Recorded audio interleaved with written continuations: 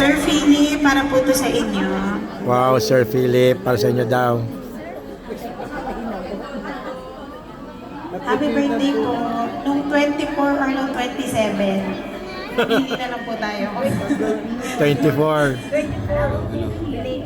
Para po sa inyo po at pinapasarap po yung request na ikaw at ako po. Pinapasarap po po Tinaanan niyo po kami. medyo mahirap po regalo ng Opo eh. First time po Sir pa Philip, happy birthday! Yay! Happy birthday po! Sana'y di tayo magbago. Lapitan tayo ni Joma, yun ladies and gentlemen. Kailanman, nasaan man ito ang pangako.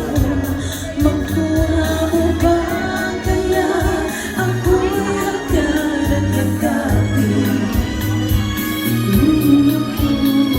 Birthday! Ipapaalala ko sa'yo. Parang napapakanta. Kasi po kumanta kasama siya po. Yun na! Ay! Pangako na ang pag-ibig ko'y lagi sa'yo.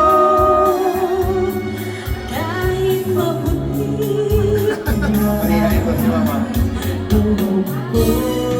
Oo naman. Parang tayo naman po para sa Yay! Birthday!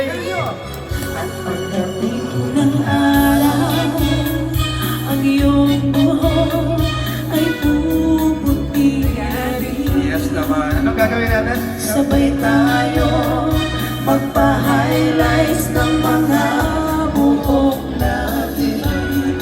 Ang nakalipas ay babalik natin. Are you ready?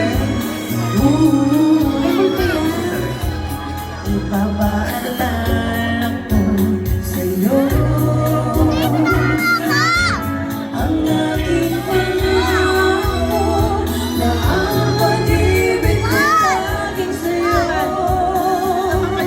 Kahit paputi na ang buhok ko.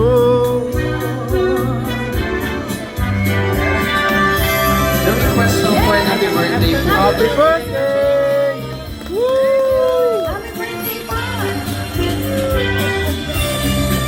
I love you too.